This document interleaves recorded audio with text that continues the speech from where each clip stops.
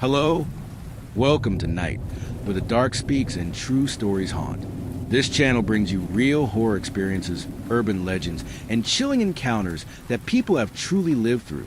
Every episode is based on actual stories, told in a way that pulls you into the shadows. From haunted houses to unsolved disappearances, strange family secrets to ancient curses, we explore the kinds of stories that leave you questioning what's real. Perfect for late night listening or a lonely commute home. Subscribe and let the night in. If everyone can leave a comment to let me know where you are listening from in the world.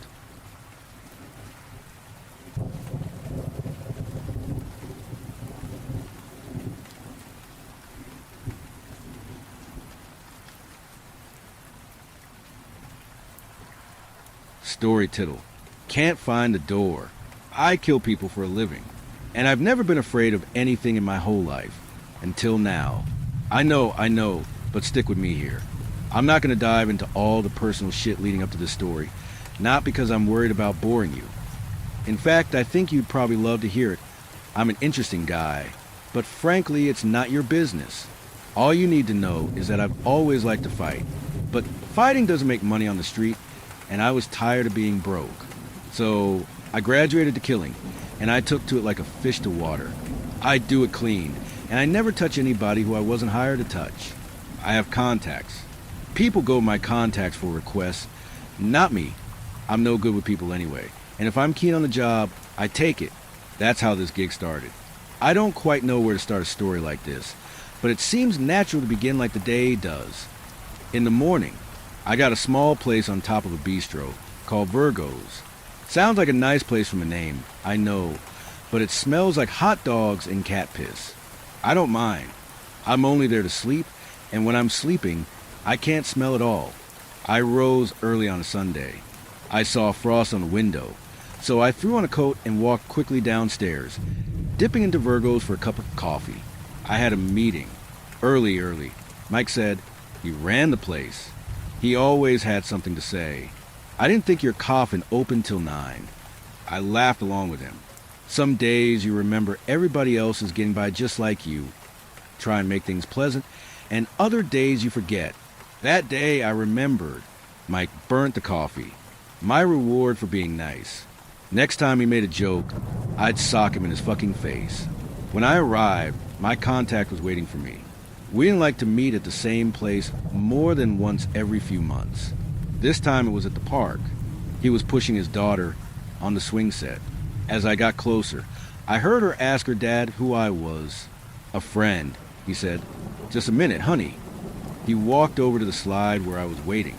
She just sat there, sneakers dangling in the swing, too short to brush the wood chips, turning her head like an owl to watch us. As I spoke to her dad, I kept glancing over his shoulder at her to smile. She didn't smile back. I had a stupid urge to make faces. I didn't. You got one of your own? He asked as he lit a cigarette. You shouldn't ask things like that. I said plainly.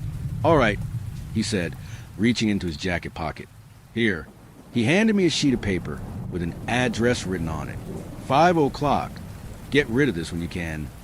I nodded and waved goodbye to his daughter. She just kicked her feet and stared.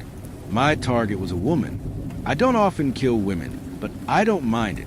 Every Sunday at 5:00, this woman liked to go for a swim in an indoor pool winter, spring, summer, and fall. Apparently, she had some money. I didn't care.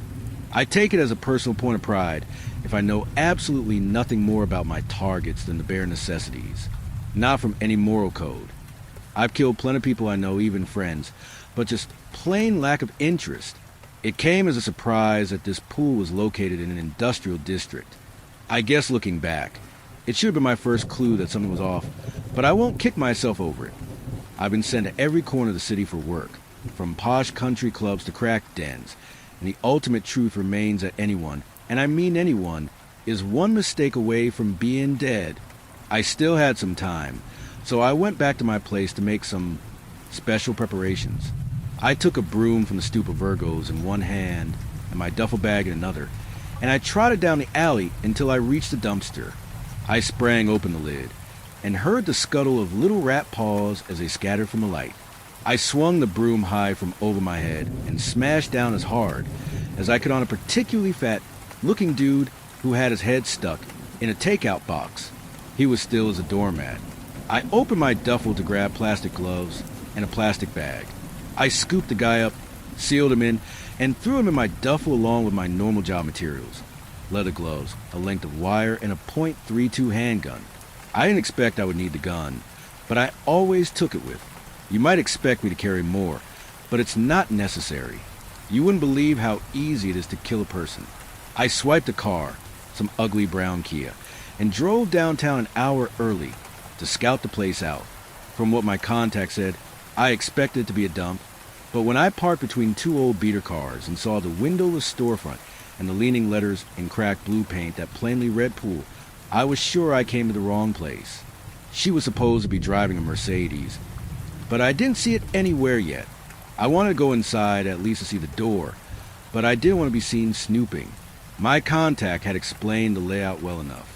See, she had a private pool inside, some special arrangement, down an employee hallway that was just behind the desk, locked with a special key.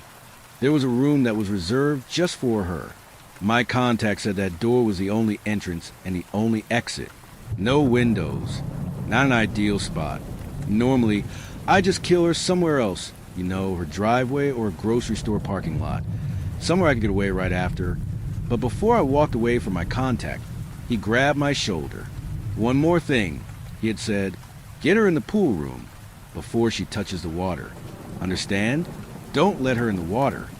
Another clue that things were off, and one so obvious he basically beat me over the head with it. As I sat there waiting, I wondered why it mattered so much that she stayed dry. I thought maybe they didn't want to drain the pool from blood, but if that was the case, there wasn't any reason it had to be in the room, and certainly not before she swam. What difference did it make? Maybe the client hated her so much he wanted to deprive her of her joy just before she entered, like some sort of Tantalus-style torment. Or maybe she was like a gremlin, just add water for an instant monster surprise. It didn't matter why it needed to be done this way. It only mattered that I did it. After a little while, the hum of the heater started, and the lack of anything to do started to get me a little... I startled myself awake. The Mercedes was just arriving. I almost missed her. God damn it. What a monumentally stupid mistake on my end. I should have got a second coffee from Virgo's, burnt or not. I was acting nervous. How I used to back when I was green. Thinking back on it, maybe part of me knew how weird this job was. I watched her swing open the car door. She had no coat. She was wearing a translucent swim cover with a striped blue-white bikini underneath. Her skin was unseasonably tan. I could see the soft flecks of muscle in her legs as she swung out her sandal foot and manicured toes. I will admit that I was stirred, but I don't let these things get to me. She would make a beautiful corpse. I snatched the duffel bag from my passenger seat, and I followed her inside. I caught the door just before it closed. The pool was worse inside than out. The floor was covered in cracked tiles with brown grout. The walls were weeping with humidity, and the towels folded on the shelves behind the desk were basically rags. The air was chlorine itself. To the left of the desk was the entrance to the main pool. I saw through the window that there were only one or two families inside. To the right was a locker room. And finally, behind the desk and straight down the hallway, was a door. That's the one. My target was talking casually with the clerk when she noticed me behind her. I couldn't help but note the joy on his face. He was pretty into her, and if I can tell something like that, then it's really obvious. "Oh, you go ahead, sir," she said, and gestured me forward. I guess she didn't want people watching her sneak to the back. There was a sign above the desk. $12.50 for adults. I didn't want to pay that. Is it cool if I hit the locker room first?" I said, half to her, half to the clerk. I really got to use the bathroom. "Go for it, man," he said flippantly, and as soon as he did, he seemed to forget I existed. "Thanks, bro," I said, flashing a surf's up gesture. Not sure why. My target laughed at that, and then they resumed their conversation as I walked into the locker room. The room was completely empty. There was a wall of beaten-up lockers with tiny padlocks on one end, a couple urinals in a stall in the corner, and a row of showers on the other wall. Perfect. I zipped open the duffel and pulled out the rat. Blood had thickened in the bottom of the bag. I guess it was cold in the trunk. His limbs were all tense, and his tail was curled up into his mouth. I put the plastic gloves back on and slipped the rat out of the bag into one of the shower stalls. He plopped down on the linoleum with a wet plap. His chilled blood sloughed out of the bag in viscous clumps, and I shook him all over until the tile was painted. I needed to keep the clerk busy for a while. I took the gun, the wire, and the gloves and tucked them in my waistband, leaving my duffel on a bench. Then I glanced out of the locker room window. My target had finished talking, and she was headed to the back. Perfect timing. But then, almost as if she sensed me, she turned around quickly, staring me right in the eye. I was frozen. She made no expression. She turned away, walking down the hall fast. She had a keen eye for peeping toms, I guess. It seemed natural that a woman like that would develop such an awareness of perverts. I didn't think she suspected me of anything more than that. I walked out of the lockers with disgust on my face. Hey, buddy, I never been here before, but I don't think there's supposed to be a bloody rat corpse in the shower, is there? I said. The clerk was dumbfounded. Hey, what? A rat. R-A-T. Big as your face, man. Looks like somebody stomped him to death or something. You're gonna need a mop. Oh, God, he sighed. Again, he grunted and grabbed a bucket and a mop from the closet. I'm gonna wait here if it's cool with you.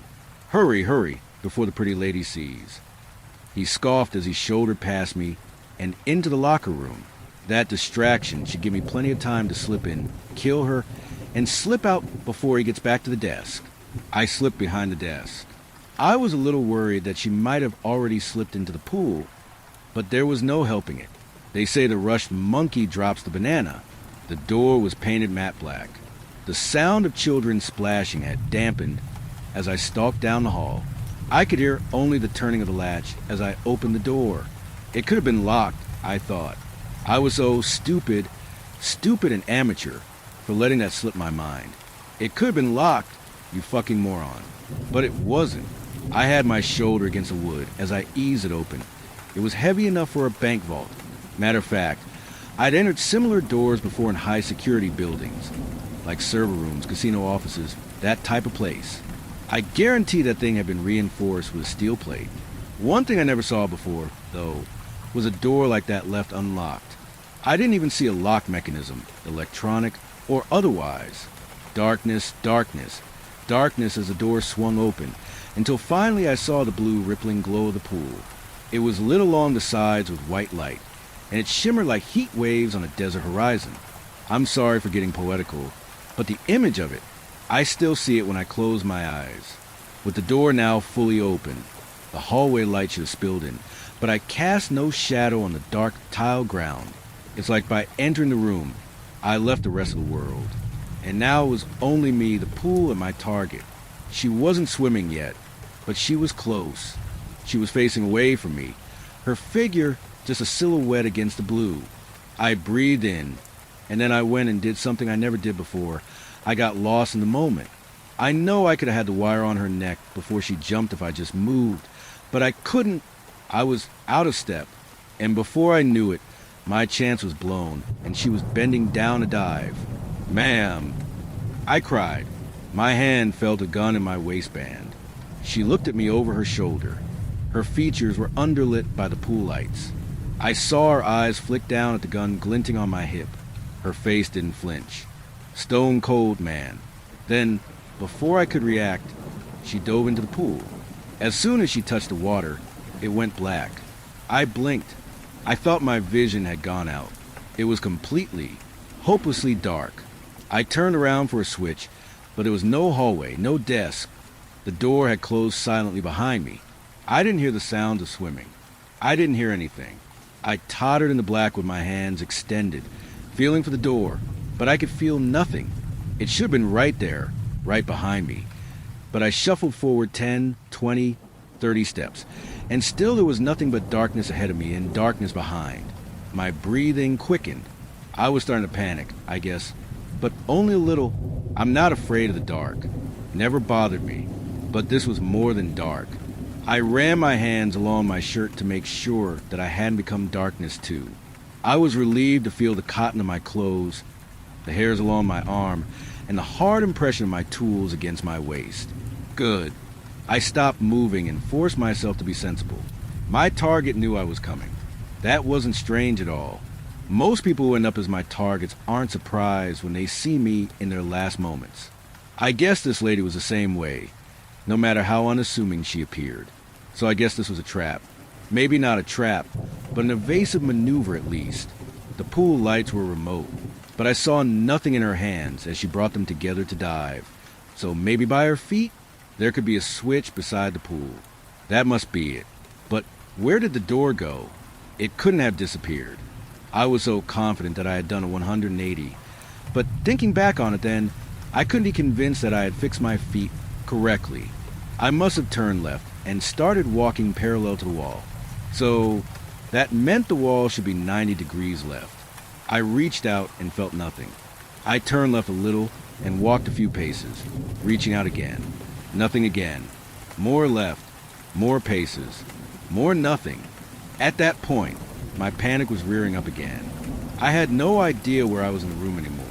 And even worse, I had no idea where the pool might be. My feet became lead. When I was a kid, my stepdad would take me out to the lake every winter for a week to ice fish. No pansy shit with a shanty and the heater. We drove out in our Chevy, grabbed the auger and the yard chairs, and dropped our lines. It wasn't every winter that the ice was thick enough, though. When it was a thin year, we would stay inside with Mom and play board games, drink cocoa, and watch old VHS tapes. I hated that shit. One thin year. I think I was 10. I decided there was no such thing as a thin year. I grabbed my rod and tackle box and set out for the ice behind their backs. The plan was to shuffle out with a big rock and toss her in instant ice hole. It was going swimmingly, and I was starting to fantasize about my lake record walleye, until I heard a crack. I looked back at the shore in horror. What must have been 15 yards felt like 15 miles. I held the rock to my chest and eased my feet across the ice. Each step was another certainty that the ice would give way and I would be trapped under the sheet, one mistake away from death. In my head, this was so much worse. Logically, even if I did fall in, I could easily grab the edge of the pool and pull myself out, wet and frustrated, but safe. I didn't need light to do that. But then again, that's how I felt about the door, too. So I didn't move. I wasn't scared. I was rational. My plan was to wait. I bent over, feeling the cool tile floor around me, turning in a circle until I was certain I was surrounded by solid ground. Then I sat down. One entrance, one exit. No lock on the door. If she wanted to stay in here with me for a while, that was fine by me. I'd get her one way or another. This is unusual, I said. I felt the rattle in my skull, but it felt like my words dribbled from my lips into my lap. There was no reverberation in the darkness, and there was no response. I kept going anyway. I always liked the pool, I continued. It's a nice smell, isn't it? As soon as I said that, I realized that the chlorine smell was gone. I smelled nothing at all, apart from the cold tile under me. I was in a sensory deprivation chamber. It's a good place to die, I said. Quiet. I started to feel stupid. I didn't know if she heard me, but I thought maybe she did. I decided to shut up. I was sure the clerk had cleaned the rat by that point. I began to consider how I might leave after I killed this lady. In the case that I found in the dark, I would get her with the wire, or maybe just my hands. And then I'd go hunting for either the door or the light panel on the floor. Even if I found neither, I figured the clerk would be in to check on her eventually. I would probably have to kill him too. Unfortunate. And in the case that she made for the door, I would see the hallway light, and then I'd know where the door was. If she ran, I'd chase her, and I'd kill her, witnesses or not, and I'd skip town for a while. I'd done it before. I had a forgettable face. I agree, she said. I straightened with a jolt. I looked everywhere, but I couldn't tell where the sound had come from. There you are, I said joyfully. I thought I lost you. I thought I lost you too, she said. It seemed to come from all around me. I had her talking, at least Do you always swim in the dark? Sometimes, she said, and this time I thought I knew where she was. You should try it. The water is fine tonight. You're a quiet swimmer, I said as I rose softly to my feet. Who said I was swimming? She replied. It sounded like she was right in front of me, so close I could reach her. I swung out a fist wildly. Nothing. Oh, that would have hurt, she laughed, now from somewhere else entirely. That made me nervous. Had she seen me? I couldn't hear anything but her voice, so surely she couldn't hear my swing. The image of her treading water in a clunky night vision headset almost made me laugh. Still, though, I couldn't help but feel like our footing wasn't as even as I thought. Suddenly, I saw a light. The room remained covered in darkness, but the shape of the light was unmistakable. The door was opening. I saw the shadow of her body against it. Wait for me. I laughed. She didn't know it, but she had just lost a game. I began to run after her. She couldn't shut it on me now. I was too close. She had misjudged my position, and with the door revealed, it was over. It was only a few steps before I felt the water. I fell head first into the pool. The water rushed over my face and up my nose like a saline rinse, warm and salty. This was ocean water. My clothes clung to me as I thrashed to orient myself. I kicked and swam until my head broke the surface, and I was treading water. No need to panic yet. I turned around and paddled for the ledge. Where did it go? Stroke after stroke, and still nothing. The water was a pulsating ink. I turned around in the water. The light was still there. Her shadow was still there, too. You're stuck with it tonight, she said, giggling to herself. The light began to thin into a sliver. Wait, wait, I cried, spitting water out of my mouth frantically. Her voice came again like it was inside my head. Just keep swimming. Try not to let it find you. I could hear the smile on her face. With that, the light was gone, and I was alone in the dark water. Or so I hoped.